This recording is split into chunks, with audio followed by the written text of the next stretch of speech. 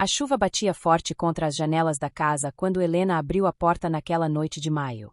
Do outro lado, encharcada e tremendo, estava Júlia, sua sobrinha de 23 anos, carregando apenas uma mochila surrada e os olhos vermelhos de tanto chorar. Tia Helena, eu não sabia para onde ir. A voz saiu trêmula, quase inaudível entre os soluços. Helena não hesitou. Puxou a menina para dentro, envolveu-a em seus braços e sussurrou as palavras que mudaram tudo. Você está em casa agora. Aqui você está segura. Naquele momento, Helena não imaginava que estava abrindo as portas não apenas de sua residência, mas de um capítulo sombrio que testaria os limites de sua bondade e abriria feridas que ela julgava cicatrizadas há décadas. Helena Santana tinha 57 anos e uma vida construída com paciência e disciplina. Professora aposentada de literatura, havia dedicado 30 anos de sua vida à educação de jovens em uma escola tradicional de São Paulo. Sua casa, um sobrado elegante no bairro de Perdizes, refletia seu gosto refinado e sua paixão por história. Cada móvel, cada quadro, cada objeto tinha uma história, uma memória, uma razão de estar ali. Mas de todos os tesouros que aquela casa guardava, nenhum se comparava à sua coleção de joias. Não eram apenas peças valiosas em termos monetários, embora algumas valessem pequenas fortunas, mas representavam a história de 4 gerações de mulheres fortes da família Santana.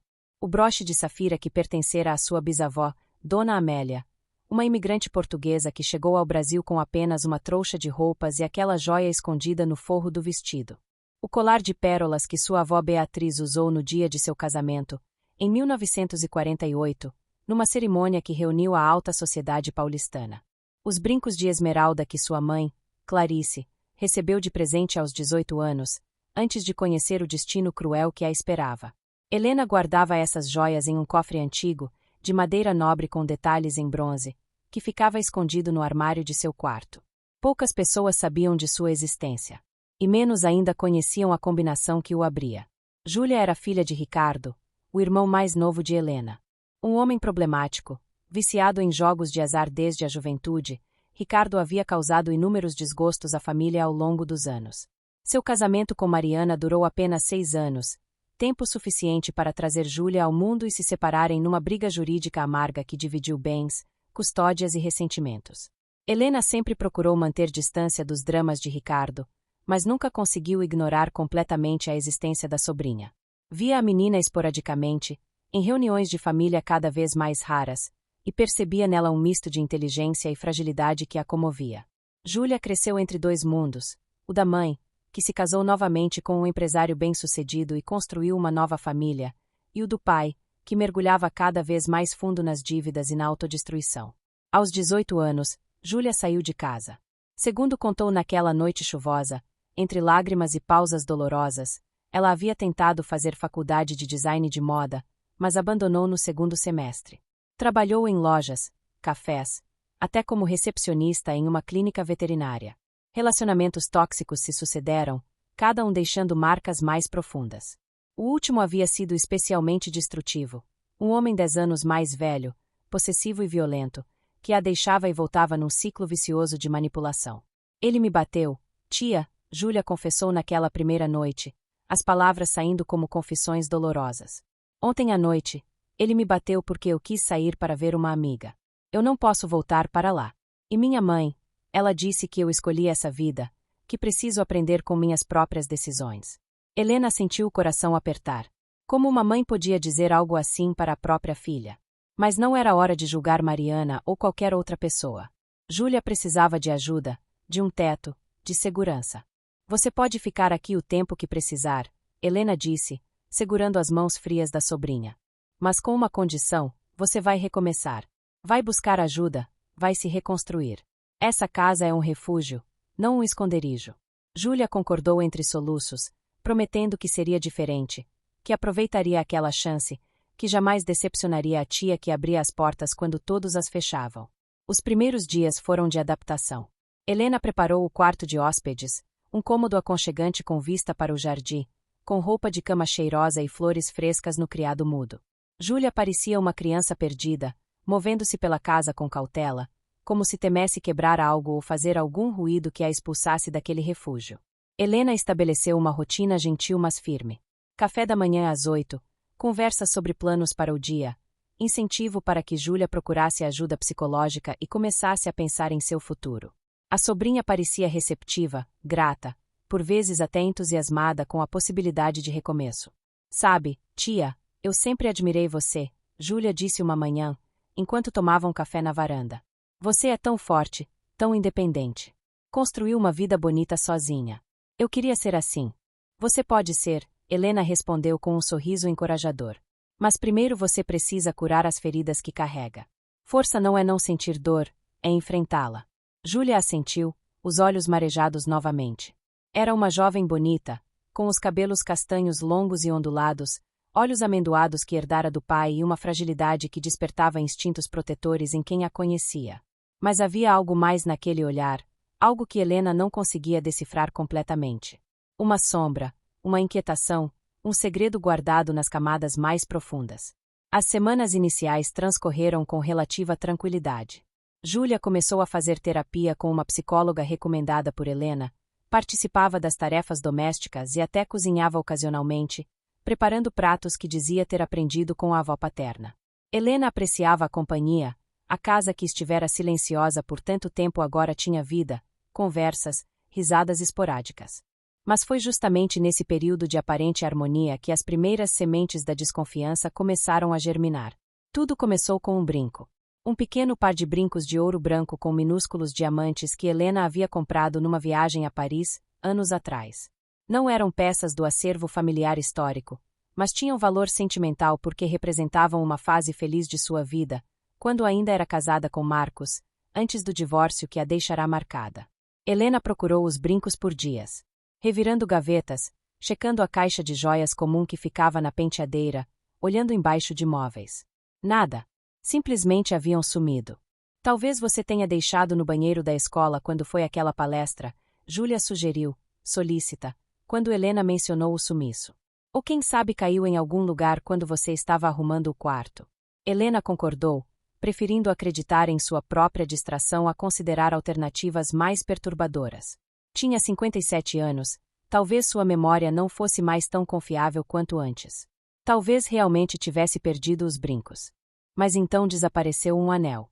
Uma peça mais significativa, um anel de prata com uma ametista que pertencera à sua mãe. Helena o guardava numa caixinha separada, dentro da gaveta da cômoda. Um lugar específico, onde sempre o deixava quando não o usava. Desta vez, a busca foi mais metódica, mais ansiosa. Helena revirou todo o quarto, olhou em cada canto, moveu móveis. O anel simplesmente não estava lá. Tem certeza de que estava nessa gaveta?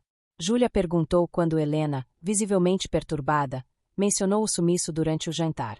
Absoluta, Helena respondeu, tentando manter a calma. Sempre guardo ali. Que estranho, Júlia franziu a testa, genuinamente preocupada. Você não acha que, não quero parecer paranoica, mas com essa onda de assaltos no bairro, será que alguém não entrou aqui quando estávamos fora? A sugestão fez Helena gelar. Assaltos no bairro? Não tinha ouvido falar de nada assim. Mas a possibilidade a perturbou profundamente. Será que sua casa, seu santuário, havia sido violada por estranhos? Instalou novas fechaduras, verificou todas as janelas, pediu ao porteiro do condomínio ao lado que ficasse mais atento. Mas no fundo, uma voz pequena e insistente sussurrava algo que ela se recusava a admitir conscientemente. O problema não estava lá fora, estava dentro de casa. O terceiro incidente foi decisivo para deslocar a negação de Helena e forçá-la a encarar uma verdade dolorosa. Desta vez não foi uma peça qualquer, mas o broche de safira de Dona Amélia, a joia mais antiga e valiosa de todo o acervo familiar. Helena só percebeu o sumiço quando decidiu organizar o cofre, algo que fazia a cada 6 meses religiosamente. Abriu a pesada porta de madeira e bronze, observou as caixinhas de veludo alinhadas e sentiu o coração parar quando viu o espaço vazio onde deveria estar o estojo do broche.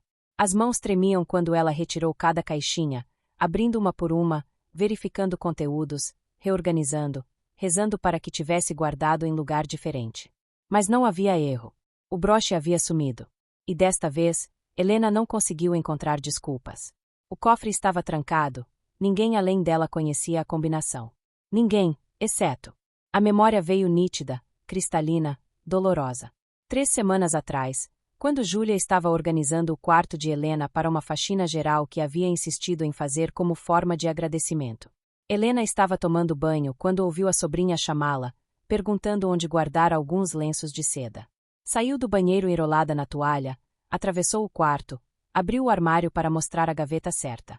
E o cofre estava ali, à vista, a porta entreaberta porque Helena havia pegado um colar minutos antes e esquecera de fechá-lo completamente na pressa de se arrumar para o banho. Júlia vira. Claro que vira. E Helena, naquela inocência que agora lhe parecia tão tola, não dera importância. Era sua sobrinha, a menina que havia acolhido, que estava se reconstruindo sob seu teto. Por que suspeitaria dela? Mas agora, sentada no chão de seu quarto com o cofre aberto diante de si e um vazio ocupando o lugar onde deveria estar o broche de sua bisavó, Helena não conseguia mais ignorar o óbvio. Durante dias, ela observou. Anotou mentalmente os horários de Júlia, seus movimentos pela casa, as saídas cada vez mais frequentes. A sobrinha dizia que estava procurando emprego, que ia a entrevistas, que encontrava a psicóloga. Mas voltava sempre com as mãos vazias, sem comprovantes, sem detalhes convincentes. E havia algo no olhar de Júlia. Uma ansiedade que ia além da que seria esperada de alguém tentando reconstruir a vida. Um nervosismo que aumentava quando Helena fazia perguntas mais diretas. Um padrão de mentiras pequenas sobre coisas triviais que, sozinhas, não significavam nada, mas juntas pintavam um quadro preocupante. Helena passou a trancar a porta de seu quarto quando saía. Mudou a combinação do cofre. Verificava suas joias todos os dias, contando peças, conferindo estojos. Mas o mal já estava feito. 3 peças haviam desaparecido, e Helena sabia, com uma certeza que lhe dilacerava o coração, quem as levará. A questão agora era: o que fazer? Confrontar Júlia diretamente arriscava uma negação, uma cena, talvez uma fuga que tornaria impossível recuperar as joias. Chamar a polícia significaria destruir de vez os laços familiares, expor a sobrinha a consequências legais potencialmente graves.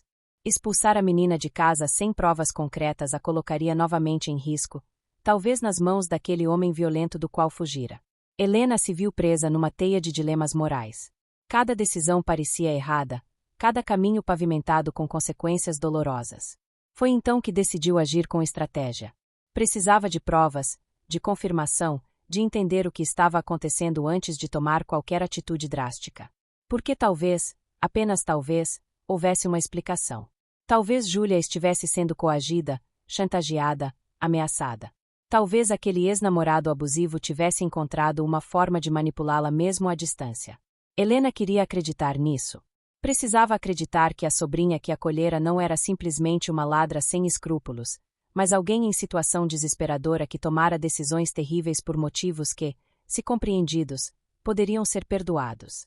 Mas a verdade, como Helena descobriria em breve, era muito mais complexa e devastadora do que qualquer cenário que sua imaginação generosa pudesse conjurar. Na manhã seguinte, Helena acordou com uma determinação férrea. Precisava investigar, descobrir a verdade, entender o que estava acontecendo sob seu próprio teto. Preparou café, serviu-se de uma xícara fumegante e sentou-se à mesa da cozinha com seu notebook. Começou com as redes sociais. Júlia havia mencionado que praticamente abandonara Facebook e Instagram, que queria se desconectar das toxicidades online. Mas Helena, com a paciência de quem gastou décadas ensinando adolescentes, sabia que jovens não simplesmente desaparecem do mundo digital. Levou algum tempo, mas ela encontrou. Um perfil no Instagram com um nome ligeiramente diferente, as configurações de privacidade bem ajustadas, mas não o suficiente para esconder completamente o conteúdo. E o que Helena viu ali fez seu estômago revirar. Fotos de Júlia em bares, baladas, sempre cercada de pessoas que Helena não reconhecia. Não havia nada de errado com uma jovem se divertindo, mas as datas das publicações contavam outra história. Fotos postadas em noites que Júlia alegara estar cansada, recolhida em seu quarto. Stories mostrando bebidas caras, roupas de marca, acessórios que não combinavam com alguém que supostamente estava lutando financeiramente. E então Helena viu algo que fez o sangue gelar em suas veias. Uma foto parcialmente oculta, marcada com localização numa joalheria conhecida do centro da cidade. A imagem mostrava apenas um balcão e as mãos de Júlia. Helena reconheceu o anel que a sobrinha sempre usava no dedo mindinho, segurando algo que a câmera do celular captara apenas parcialmente.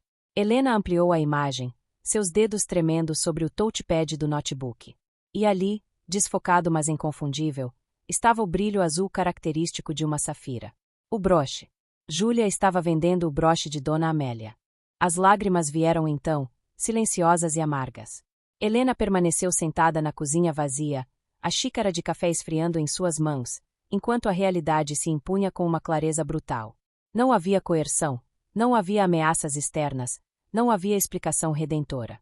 Júlia simplesmente pegara as joias e as estava vendendo, provavelmente para financiar uma vida que escolhera viver em segredo. E o pior, fizera isso enquanto olhava Helena nos olhos todos os dias, aceitava sua comida, dormia sob seu teto, recebia sua confiança e compaixão. Helena fechou o notebook, secou as lágrimas e respirou fundo. A hora da negação havia passado. Agora era tempo de agir, de tomar decisões difíceis, de confrontar verdades que preferiria nunca ter descoberto. Mas antes de qualquer confronto, ela precisava de um plano. Porque quando se encara uma traição desta magnitude, especialmente vinda de alguém da família, não há volta atrás. O que quer que acontecesse a seguir mudaria tudo para sempre. Capítulo 2. O confronto silencioso. A descoberta transformou Helena. Nos dias que se seguiram, ela se moveu pela casa como uma atriz ensaiada, cada gesto calculado, cada palavra medida. Júlia não podia saber que sua tia descobrira a verdade. Ainda não. Helena precisava de tempo para investigar mais, para entender a extensão do roubo, para decidir qual seria exatamente seu próximo passo. À noite, quando Júlia se recolhia ao quarto, Helena descia ao escritório e continuava sua investigação digital. Criou um perfil falso, conseguiu seguir as contas de Júlia e mergulhou naquele mundo paralelo que a sobrinha construíra.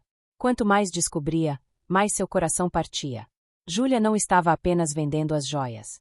Estava sustentando um estilo de vida completamente incompatível com sua suposta situação de vulnerabilidade. Restaurantes caros, viagens de fim de semana para cidades litorâneas, roupas de marca. E sempre rodeada do mesmo grupo de pessoas, jovens que pareciam viver na superfície das coisas, sorrindo para câmeras enquanto ostentavam luxos de origem duvidosa. Entre esse grupo, uma figura aparecia com frequência especial, um rapaz chamado Tiago, cabelos descoloridos, tatuagens nos braços, sempre usando correntes de ouro e relógios vistosos. Nas fotos, ele aparecia abraçado a Júlia, beijando seu rosto, segurando sua mão. As legendas eram repletas de emojis de coração e frases sobre meu amor e juntos para sempre. Não demorou para Helena perceber que aquela história sobre o ex-namorado abusivo era, na melhor das hipóteses, uma versão distorcida da realidade. Pesquisando mais fundo, encontrou perfis antigos onde Júlia e Tiago apareciam juntos havia pelo menos 2 anos. Eles não haviam terminado. Júlia simplesmente mentira. Mas por quê? Por que inventar aquela história trágica, aquela fuga desesperada, para depois continuar vivendo com o mesmo homem? A resposta veio quando Helena, numa madrugada de insônia, decidiu cruzar as datas. As aparições públicas de Júlia e Tiago, as postagens em locais caros, as compras ostensivas, tudo começou precisamente 3 semanas depois que a sobrinha se mudará para a casa de Helena. Antes disso, as postagens eram mais esporádicas, os lugares mais modestos, as roupas mais simples. As joias tinham financiado aquela transformação. E provavelmente não eram as primeiras coisas que Júlia roubava. Helena precisou se levantar e caminhar até a janela, respirando o ar frio da madrugada para acalmar a náusea que subia. Como tinha sido tão ingênua? Como não percebera os sinais? A sobrinha chorosa à sua porta, encharcada de chuva numa noite estrategicamente dramática, fora apenas teatro. Um golpe planejado contra uma tia solitária que Júlia sabia que não recusaria ajuda. E o pior, tudo indicava que aquilo fora a ideia de ambos, Júlia e Tiago, trabalhando em conjunto. Algumas conversas que Helena conseguiu capturar em screenshots antes que fossem deletadas sugeriam isso. Conseguiu? Perguntava Tiago numa mensagem. Sim, amanhã a gente vende, respondia Júlia com um emoji piscando. Eram criminosos. Não ladrões desesperados roubando para sobreviver, mas jovens calculistas que haviam escolhido uma tia confiante como vítima fácil. Durante o dia, Helena mantinha a máscara. Sorria para Júlia, perguntava sobre a terapia que sabia que não estava acontecendo, ouvia as mentiras sobre entrevistas de emprego que jamais existiram. A sobrinha se tornou uma estranha perigosa sentada à sua mesa, dormindo no cômodo ao lado, movendo-se pela casa como se tivesse direito de estar ali. Mas Helena estava construindo um caso. Imprimia prints das redes sociais, anotava datas e horários, documentava cada inconsistência nas histórias de Júlia. Se fosse confrontar a situação, e a cada dia ficava mais claro que teria que fazer isso, queria estar preparada com evidências irrefutáveis. A oportunidade de obter a prova definitiva veio numa quinta-feira chuvosa de junho. Júlia anunciou pela manhã que passaria o dia fora, numa entrevista importante e depois encontrando a psicóloga. Helena assentiu, desejou boa sorte, e assim que a sobrinha saiu, entrou em ação. Entrar no quarto de Júlia sem permissão fazia Helena se sentir suja, como se estivesse rebaixando-se ao nível da sobrinha. Mas a necessidade de verdade superou os escrúpulos. Com o coração acelerado, ela começou a procurar. Não foi difícil encontrar. Júlia era descuidada na sua arrogância, confiante demais de que a tia nunca suspeitaria. Escondido entre as roupas no fundo do armário, Helena encontrou uma bolsa de pano preta. Dentro dela, um envelope com dinheiro, quase R$ 4.000 em notas, e, mais devastador ainda, os comprovantes. 3 recibos de uma joalheria do centro. Um para um broche antigo em ouro com safira, R$ 8.500, outro para brincos em ouro branco com diamantes, R$ 2.200, e o terceiro para anel em prata com ametista, R$ 1.800. As datas correspondiam exatamente aos períodos após cada sumiço. Helena sentou-se na cama de Júlia, segurando aqueles papéis, e chorou. Chorou pela ingenuidade perdida, pela traição consumada, pela ruptura irreparável de laços que um dia foram sagrados. Chorou pela bisavó Amélia, cuja joia atravessou oceanos e gerações para terminar nas mãos de um joalheiro anônimo. Chorou por Júlia também, pela pessoa profundamente quebrada que ela se revelara ser. Fotografou tudo com o celular, recolocou tudo exatamente como encontrou e saiu do quarto. Agora tinha provas. Agora tinha escolhas a fazer. A primeira pessoa que Helena procurou foi sua amiga Marisa, advogada com quem mantinha amizade desde os tempos de universidade. Encontrarão-se num café discreto, longe de perdizes, e Helena espalhou as fotos impressas sobre a mesa. Meu Deus, Helena, Marisa murmurou, examinando as evidências. Isso é roubo qualificado. Abuso de confiança. Ela pode pegar de 2 a 8 anos de prisão. Eu sei, Helena respondeu, a voz áspera de tanto chorar. Por isso preciso da sua orientação. O que eu faço? Vou à polícia. Confronto ela primeiro. Tento recuperar as outras joias antes que as venda também. Marisa suspirou, tirando os óculos e massageando as têmporas. Legalmente, o caminho mais seguro é um boletim de ocorrência. Com essas provas, a polícia pode obter um mandado de busca, revistar o quarto dela oficialmente, apreender o que encontrar. Provavelmente conseguiriam rastrear o namorado também. Mas Helena, ela é sua sobrinha. Você precisa estar preparada para as consequências disso. Uma vez que aciona a justiça, não há volta atrás. E se eu apenas confrontar ela? Exigir que devolva o que resta? Arriscado, Marisa balançou a cabeça. Ela pode negar tudo, fugir com o que ainda não vendeu, desaparecer. Ou pior, pode se tornar agressiva. Você não conhece realmente essa pessoa, Helena. Quem rouba de quem lhe deu abrigo é capaz de qualquer coisa. Helena sabia que a amiga tinha razão. A Júlia que conhecera, ou pensara conhecer, não existia.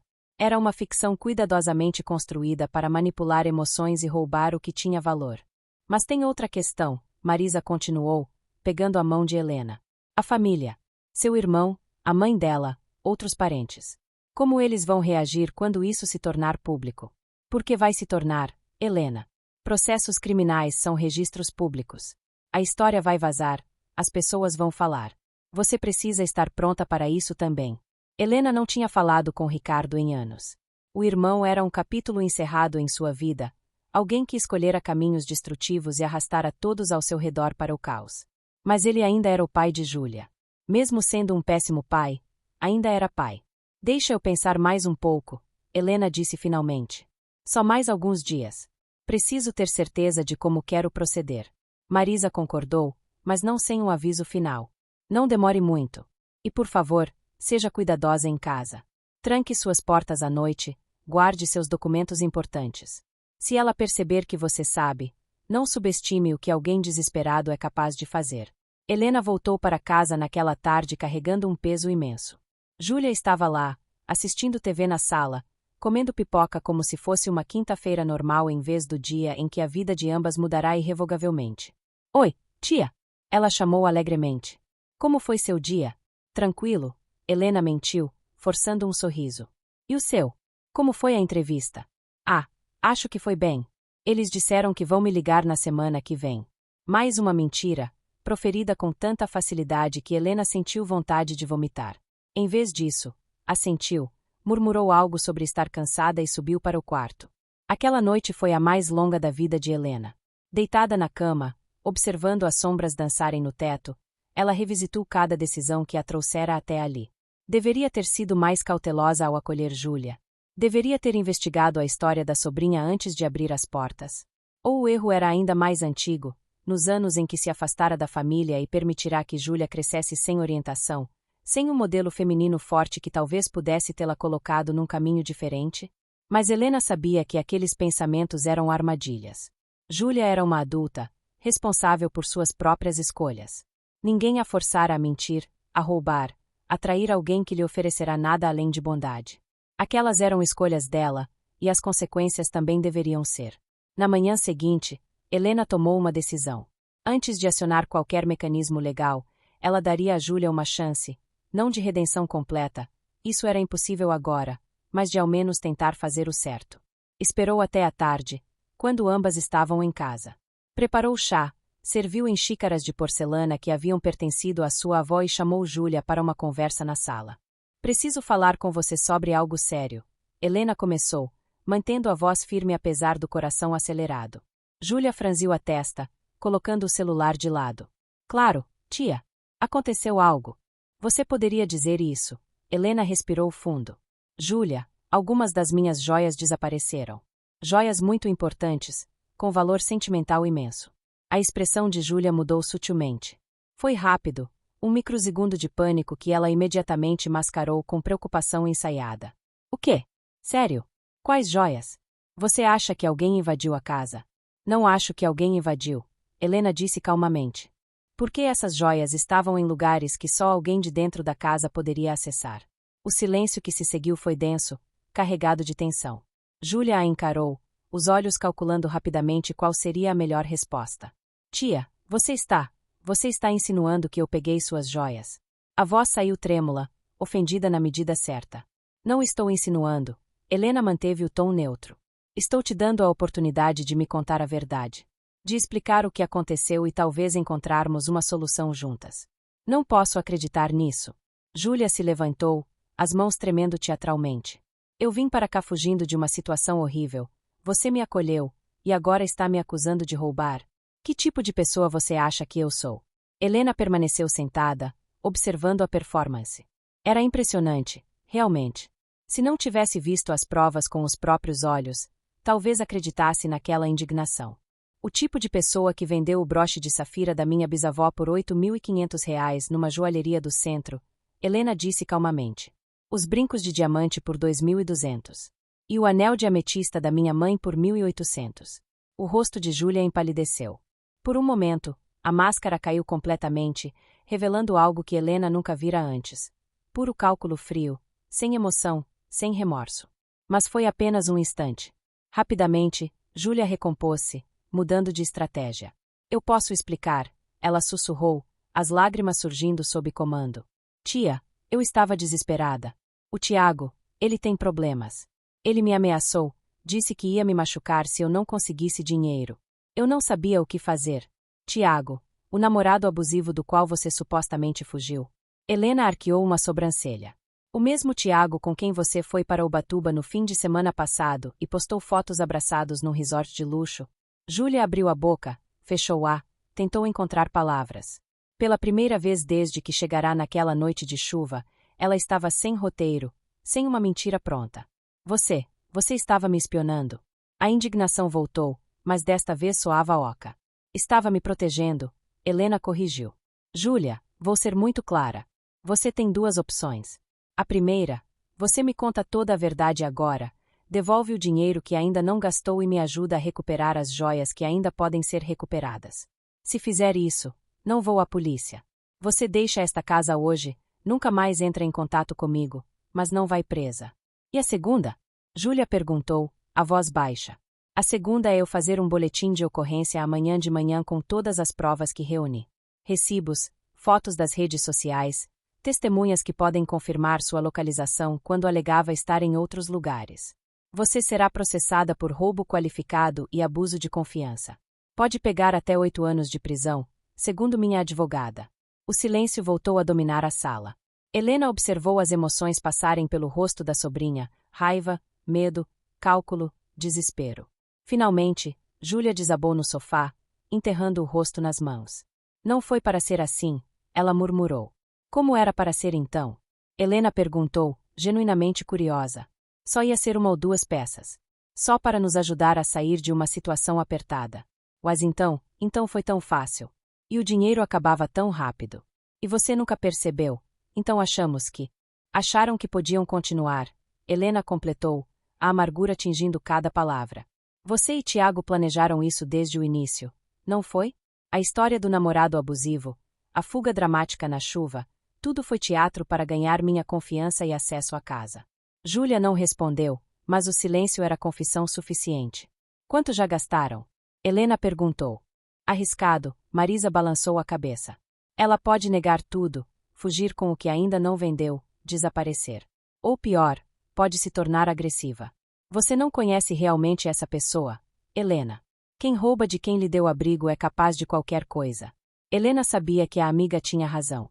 A Júlia que conhecera, ou pensara conhecer, não existia. Era uma ficção cuidadosamente construída para manipular emoções e roubar o que tinha valor. Mas tem outra questão, Marisa continuou, pegando a mão de Helena. A família.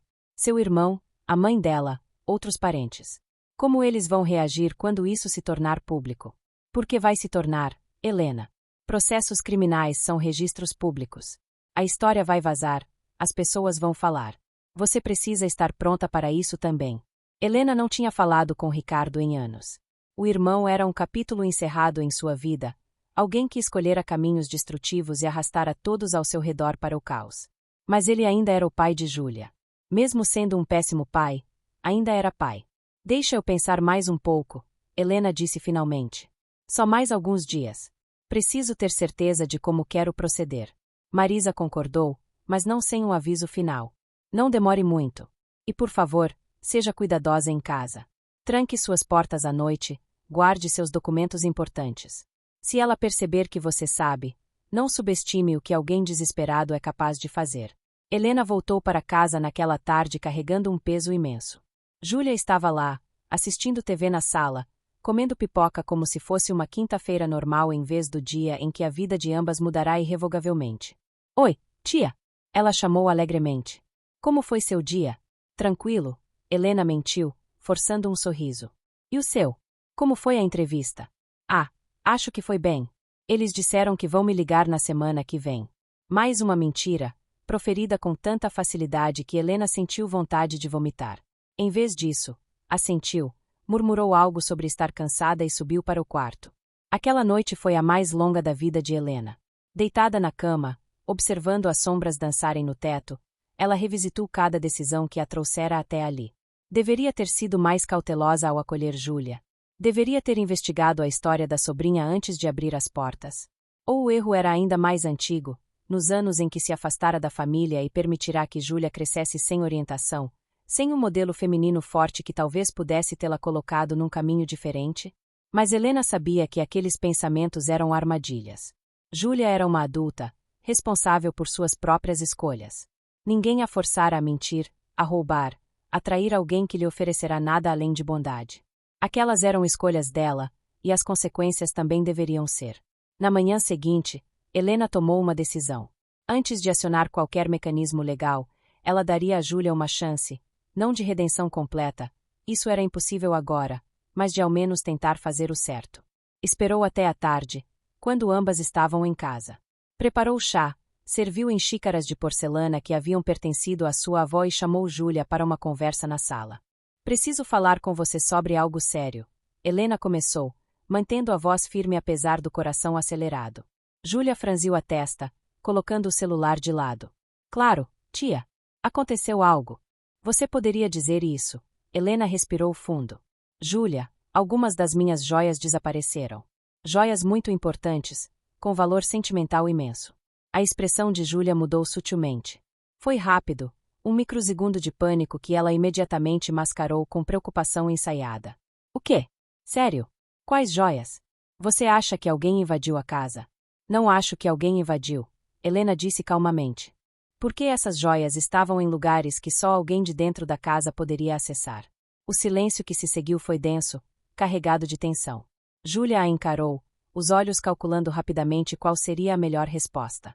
Tia, você está insinuando que eu peguei suas joias. A voz saiu trêmula, ofendida na medida certa. Não estou insinuando. Helena manteve o tom neutro. Estou te dando a oportunidade de me contar a verdade. De explicar o que aconteceu e talvez encontrarmos uma solução juntas. Não posso acreditar nisso. Júlia se levantou, as mãos tremendo teatralmente. Eu vim para cá fugindo de uma situação horrível. Você me acolheu, e agora está me acusando de roubar. Que tipo de pessoa você acha que eu sou? Helena permaneceu sentada, observando a performance. Era impressionante, realmente. Se não tivesse visto as provas com os próprios olhos, talvez acreditasse naquela indignação. O tipo de pessoa que vendeu o broche de safira da minha bisavó por R$ 8.500 numa joalheria do centro, Helena disse calmamente. Os brincos de diamante por 2.200. E o anel de ametista da minha mãe por 1.800. O rosto de Júlia empalideceu. Por um momento, a máscara caiu completamente, revelando algo que Helena nunca vira antes. Puro cálculo frio, sem emoção, sem remorso. Mas foi apenas um instante. Rapidamente, Júlia recompôs-se, mudando de estratégia. Eu posso explicar, ela sussurrou, as lágrimas surgindo sob comando. Tia, eu estava desesperada. O Tiago, ele tem problemas. Ele me ameaçou, disse que ia me machucar se eu não conseguisse dinheiro. Eu não sabia o que fazer. Tiago, o namorado abusivo do qual você supostamente fugiu. Helena arqueou uma sobrancelha. O mesmo Tiago com quem você foi para Ubatuba no fim de semana passado e postou fotos abraçados num resort de luxo. Júlia abriu a boca, fechou-a, tentou encontrar palavras. Pela primeira vez desde que chegará naquela noite de chuva, ela estava sem roteiro, sem uma mentira pronta. Você estava me espionando. A indignação voltou, mas desta vez soava oca. Estava me protegendo, Helena corrigiu. Júlia, vou ser muito clara. Você tem duas opções. A primeira, você me conta toda a verdade agora, devolve o dinheiro que ainda não gastou e me ajuda a recuperar as joias que ainda podem ser recuperadas. Se fizer isso, não vou à polícia. Você deixa esta casa hoje, nunca mais entra em contato comigo, mas não vai presa. E a segunda? Júlia perguntou, a voz baixa. A segunda é eu fazer um boletim de ocorrência amanhã de manhã com todas as provas que reúne. Recibos, fotos das redes sociais, testemunhas que podem confirmar sua localização quando alegava estar em outros lugares. Você será processada por roubo qualificado e abuso de confiança. Pode pegar até 8 anos de prisão, segundo minha advogada. O silêncio voltou a dominar a sala. Helena observou as emoções passarem pelo rosto da sobrinha, raiva, medo, cálculo, desespero. Finalmente, Júlia desabou no sofá, enterrando o rosto nas mãos. Não foi para ser assim, ela murmurou. Como era para ser então? Helena perguntou, genuinamente curiosa. Só ia ser uma ou duas peças. Só para nos ajudar a sair de uma situação apertada. Mas então foi tão fácil. E o dinheiro acabava tão rápido. E você nunca percebeu, então achamos que... Acharam que podiam continuar, Helena completou, a amargura tingindo cada palavra. Você e Tiago planejaram isso desde o início, não foi? A história do namorado abusivo, a fuga dramática na chuva, tudo foi teatro para ganhar minha confiança e acesso à casa. Júlia não respondeu, mas o silêncio era confissão suficiente. Quanto já gastaram? Helena perguntou. A maior parte, Júlia admitiu, ainda sem levantar o rosto. Restam uns 3.000 do total. 12.000 reais. 3 joias insubstituíveis trocadas por 12.000 reais que haviam sido queimados em festas, restaurantes, roupas e futilidades. Helena sentiu náusea subir novamente. Você tem noção do que essas peças representavam? A voz de Helena finalmente quebrou. O broche da Dona Amélia atravessou o Atlântico costurado no forro de um vestido porque era a única coisa de valor que ela tinha quando fugiu da pobreza em Portugal. Ela morreu segurando aquele broche, sussurrando para minha avó que o guardasse para suas filhas e netas. Gerações de mulheres da nossa família protegeram aquela joia através de guerras, crises, tragédias. E você vendeu por 8.000 reais para gastar em drinks num bar da moda. As lágrimas que correram pelo rosto de Júlia agora pareciam genuínas, mas Helena não sabia mais distinguir verdade de performance. Me desculpa, Júlia soluçou. Me desculpa, tia. Eu não pensei, eu só estava pensando em mim, no momento, no dinheiro. Não pensei no que aquilo significava. Não, Helena concordou friamente. Você não pensou. Porque para pensar assim, precisaria ter algo que claramente não tem: consciência. Empatia. Caráter. Eu vou devolver. Júlia se levantou subitamente. Os 3.000 que sobraram estão no meu quarto. E vou trabalhar, vou juntar dinheiro, vou pagar cada centavo do resto. Vou tentar recuperar as joias também, vou voltar na joalheria, vou suplicar. Você realmente acha que eu acredito em qualquer promessa que saia da sua boca agora? Helena balançou a cabeça. Júlia, você desperdiçou sua única chance de redenção ao escolher mentir novamente quando te dei a oportunidade de ser honesta. Agora, essas são suas opções: dinheiro e consequências ou apenas consequências. Escolha. Júlia ficou parada, tremendo. Helena podia ver a mente da sobrinha trabalhando, calculando ângulos, procurando saídas. Mas não havia. Ela estava encurralada pelo peso de suas próprias ações. O dinheiro está no armário, Júlia disse finalmente, a voz derrotada. Na bolsa preta no fundo. Eu sei, Helena respondeu. Você tem 1 hora para arrumar suas coisas e sair. Leve apenas o que trouxe quando chegou. Se faltar qualquer outra coisa desta casa, vou à polícia imediatamente. Para onde eu vou? Pela primeira vez, Júlia soou genuinamente perdida. Não é mais problema meu, Helena disse, e as palavras doeram nela própria, mas eram necessárias. Você tem um namorado, tem amigos que parecem mais que dispostos a ajudá-la a gastar dinheiro roubado. Descubra. Mas não volta para cá, Júlia. Nunca mais. Júlia assentiu lentamente, subiu as escadas como uma condenada indo para a execução.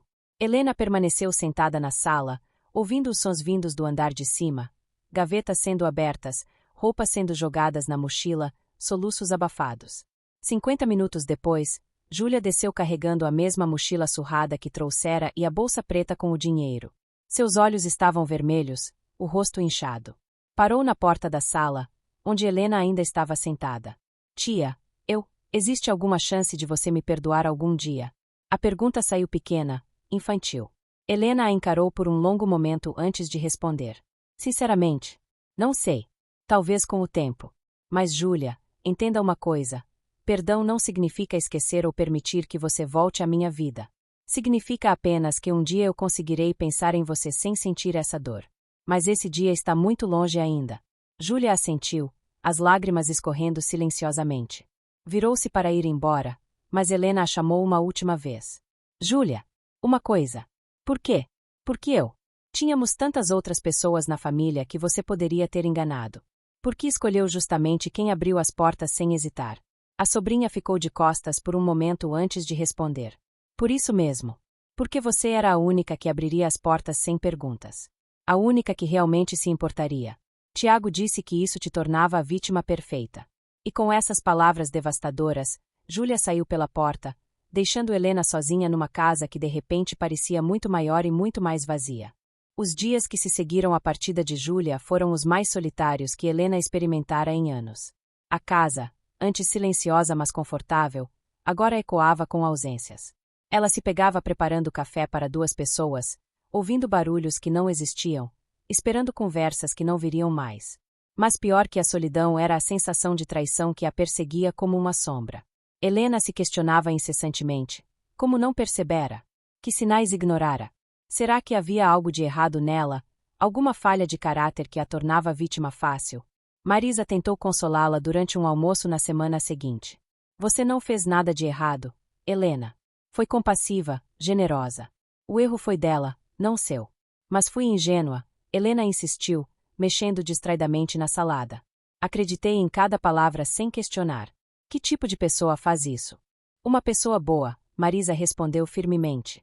E o mundo precisa de pessoas boas, mesmo que às vezes pessoas ruins se aproveitem disso. Helena queria acreditar nisso, mas o peso da culpa não diminuía. Gastara os 3.000 reais que Júlia deixará tentando rastrear as joias vendidas. Visitou a joalheria do centro, conversou com o proprietário, um senhor idoso chamado seu Marcos que se mostrou surpreendentemente compreensivo. Vejo isso com mais frequência do que gostaria, ele disse, balançando a cabeça ao ouvir a história. Jovens vendendo joias de família que claramente não são suas.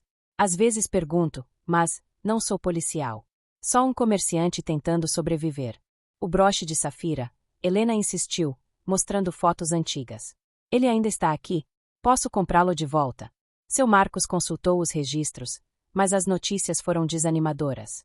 Foi vendido 3 dias depois que comprei dele. Um colecionador particular. Não tenho informações de contato, é como funciona o negócio. Me desculpe. Os brincos e o anel também haviam sido revendidos rapidamente.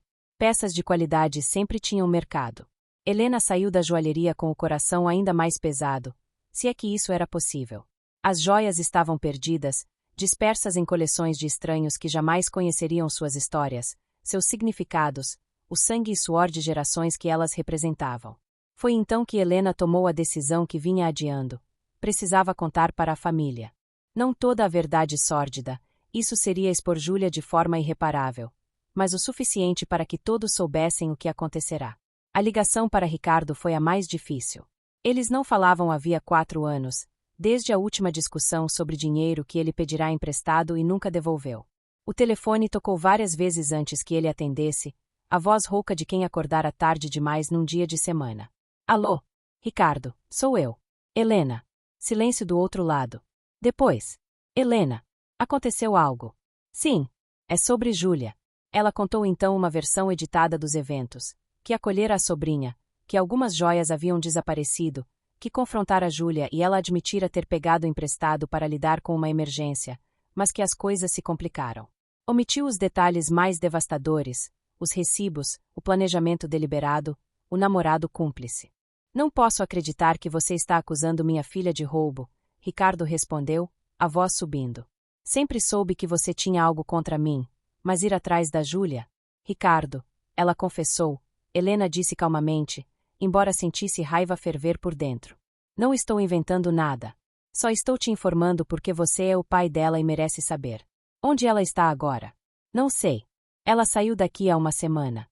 Tentei ligar, mas o telefone está desligado. Claro que está. Por que você a expulsou na rua sem nada? Ricardo gritou. Que tipo de tia faz isso? O tipo que foi roubada na própria casa, Helena respondeu, sentindo as lágrimas ameaçarem. O tipo que ofereceu ajuda e recebeu traição em troca. Ricardo, não liguei para brigar. Liguei porque pensei que você deveria saber. Se não se importa, então não há mais nada a dizer. Você sempre foi assim, Ricardo cuspiu as palavras com veneno. Sempre se achando melhor que todo mundo. A professora perfeita, a irmã bem-sucedida. Mas você não é melhor, Helena. Você é só mais amargurada. E solitária. Por isso está inventando histórias sobre minha filha, porque não aguenta ver ela jovem e feliz enquanto você envelhece sozinha naquela casa enorme. As palavras atingiram como socos físicos. Helena desligou o telefone sem responder, as mãos tremendo. Sabia que não deveria dar importância ao que Ricardo dissera, ele sempre fora mestre em distorcer verdades e atacar onde mais doía.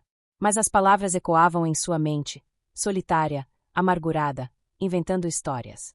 Será que era isso que todos pensariam? Que ela era apenas uma mulher velha e ressentida acusando uma sobrinha inocente. A ligação seguinte foi para Mariana, a mãe de Júlia. Foi igualmente desastrosa, embora de forma diferente. Mariana ouviu toda a história em silêncio sepulcral antes de suspirar profundamente. Não estou surpresa, ela disse, e havia uma tristeza profunda em sua voz. Júlia sempre foi assim. Desde criança. Mentia. Pegava coisas que não eram dela, manipulava as pessoas ao seu redor. Tentei corrigi-la, Deus sabe que tentei. Terapeutas, psicólogos, limites firmes. Nada funcionava. Por que não me avisou? Helena perguntou, sentindo uma nova onda de traição. Quando ela apareceu na minha porta, você poderia ter me ligado, me alertado. Não sabia que ela tinha ido para sua casa, Mariana respondeu. Ela me ligou dizendo que tinha encontrado um lugar para ficar, mas não disse onde. E honestamente, Helena, eu estava cansada. Cansada de tentar salvar alguém que não quer ser salva. Meu casamento atual quase terminou por causa da Júlia. Meus outros filhos sofreram com a atenção desproporcional que ela exigia. Em algum momento, você precisa deixar ir. Ela tem 23 anos, Helena protestou. Ainda é nova, pode mudar. Pode, Mariana concordou. Mas só vai mudar quando quiser. E pelo que você me conta, ela ainda está longe desse ponto. Helena, lamento muito pelo que aconteceu. Se quiser processar, eu entendo. Testemunho a seu favor se necessário. Mas não espere que eu corra atrás dela para tentar consertar mais uma vez. Já tentei vezes demais. A conversa terminou com Helena sentindo-se mais confusa e triste do que quando começou. Aparentemente, Júlia tinha um histórico que Helena desconhecia completamente. Todos sabiam, o pai, a mãe, provavelmente outros parentes, e ninguém achou necessário avisar. Ou pior, todos assumiram que Helena, a tia distante e solitária, descobriria por si mesma. Nos dias seguintes, a história começou a vazar pela família através das redes sociais e telefonemas sussurrados. Primos que Helena mal conhecia começaram a ligar, alguns oferecendo apoio, outros claramente apenas querendo detalhes sórdidos para fofocar. Uma tia mais velha, Dona Conceição, ligou especificamente para repreendê-la. Lavar roupa suja em público dessa forma, Helena. O que sua mãe diria? Minha mãe diria que defenda o que é meu, Helena respondeu, finalmente encontrando alguma firmeza. E que não aceite ser tratada como capacho por ninguém, família ou não. Mas o julgamento implícito doía. Helena começou a evitar saídas sociais, a ignorar ligações, a se fechar cada vez mais no casulo de sua casa.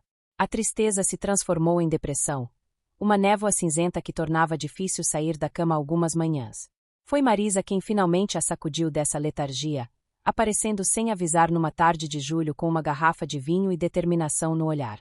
Chega, ela declarou, empurrando Helena para sentar no sofá. Você vai me ouvir agora e vai levar a sério. Essa situação não define você. Júlia fez escolhas terríveis, mas isso não diminui seu valor ou sua bondade. Você está se permitindo ser destruída por alguém que não merece nem mais um segundo do seu tempo. É fácil falar, Helena murmurou. Você não foi a idiota que abriu as portas para uma ladra. Não foi idiota. Foi humana.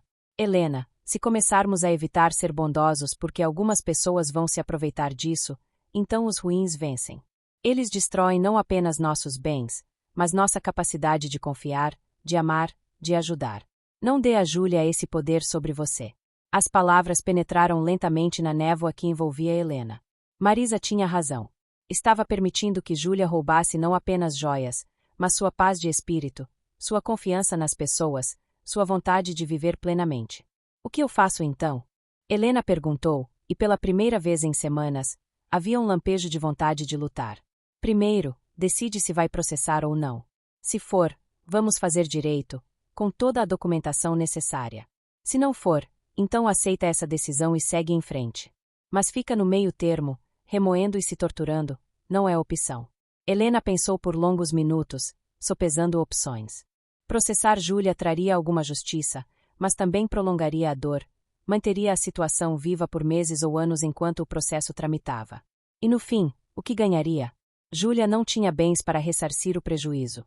Ela iria para a prisão, talvez, mas isso traria as joias de volta. Curaria a traição. Não vou processar, Helena disse finalmente. Mas também não vou fingir que nada aconteceu. Vou fazer algo diferente. O quê? Marisa perguntou, curiosa. Vou contar a história. A real, completa. Mas não como vítima chorando por piedade. Como lição, como alerta. Para que outras pessoas não passem pelo que passei. E para que Júlia saiba que suas ações tiveram consequências, mesmo que não sejam legais. E assim Helena começou a escrever. Noite após noite, sentada em seu escritório, ela despejou tudo no papel. A chegada de Júlia, as mentiras, as descobertas, o confronto. Escreveu sobre as joias perdidas, mas também sobre o que elas representavam. Escreveu sobre confiança traída, sobre os limites da lealdade familiar, sobre quando é necessário dizer não mesmo a quem amamos. Não era apenas catarse, embora fosse também isso. Era documentação, testemunho, aviso. Helena decidiu que publicaria a história anonimamente online, em fóruns e blogs sobre relacionamentos familiares. Queria que chegasse a pessoas que pudessem estar passando por situações similares, que estivessem na dúvida entre ajudar ou proteger-se. Enquanto escrevia, algo começou a mudar em Helena. A dor não desapareceu, mas começou a adquirir propósito. Cada palavra digitada era um passo em direção à cura, uma forma de retomar controle sobre sua própria narrativa. Mas o universo, como Helena descobriria, não tinha terminado de testar seus limites. Uma noite, 3 semanas depois que Júlia saíra, Helena estava revisando seu texto quando o telefone tocou. Número desconhecido. Ela quase não atendeu, mas algo a fez apertar o botão verde. Alô, Helena? A voz do outro lado era feminina, jovem, hesitante. Meu nome é Beatriz. Você não me conhece, mas eu preciso te contar algo sobre Júlia. O estômago de Helena revirou. Quem é você? Sou amiga da Júlia. Ou era? Até descobrir o tipo de pessoa que ela realmente é, Beatriz respirou fundo. Olha, vi nos grupos da família que houve um problema entre vocês. E preciso te contar, você não foi a única. As próximas horas mudaram tudo que Helena pensava saber sobre a situação. Beatriz contou que conhecera Júlia numa festa, que se tornaram amigas, que eventualmente Júlia pediu para ficar em sua casa por alguns dias enquanto resolvia problemas com um ex-namorado abusivo. A mesma história, Helena murmurou. Exatamente. Ela ficou quase 2 meses. E quando percebi, minha carteira havia sumido com todos os cartões. Algumas roupas de marca. Um notebook. Confrontei ela e Júlia chorou, disse que um amigo tinha pegado emprestado sem pedir, que ia devolver tudo. Acreditei como uma idiota. A voz de Beatriz tremeu. Ela desapareceu no dia seguinte. Nunca mais vi meus pertences. Por que está me contando isso agora?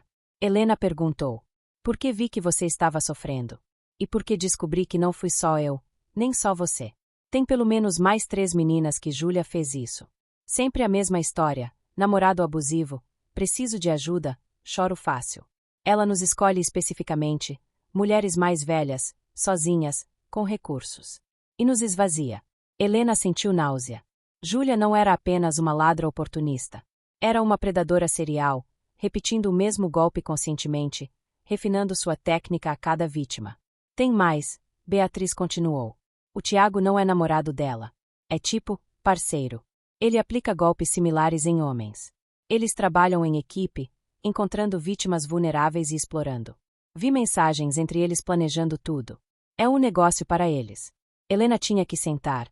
A traição que pensara entender era muito pior, mais profunda, mais calculada. Não fora um erro de julgamento de uma jovem confusa. Fora crime planejado, executado com precisão contra uma vítima cuidadosamente selecionada.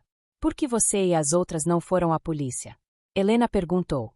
Vergonha, na maioria. Medo de não sermos acreditadas. E no meu caso, eu estava ilegal no país na época. Não podia arriscar exposição. Mas você pode, Helena. Você tem documentação, provas, recursos. E se não fizermos nada, ela vai continuar. Vai destruir outras vidas. Depois que desligaram, Helena ficou sentada no escuro por horas, processando. Todas as suas certezas haviam sido desmanteladas novamente. Pensar Júlia como uma sobrinha problemática que cometera um erro terrível era uma coisa. Encará-la como criminosa profissional era completamente diferente. E Helena percebeu que Beatriz tinha razão. Se não fizesse nada, Júlia continuaria. Outras mulheres confiantes abririam suas portas e teriam não apenas seus bens, mas sua fé na humanidade roubados. Não era mais apenas sobre as joias. Era sobre proteger futuras vítimas. Na manhã seguinte, Helena ligou para Marisa. Mudei de ideia, ela disse. Vamos fazer o boletim de ocorrência. Vamos processar.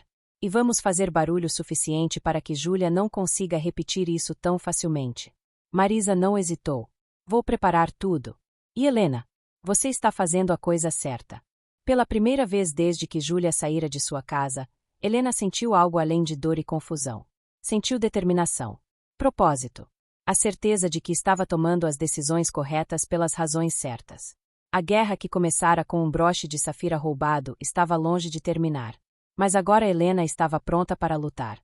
O processo de fazer o boletim de ocorrência foi mais emocional do que Helena antecipara.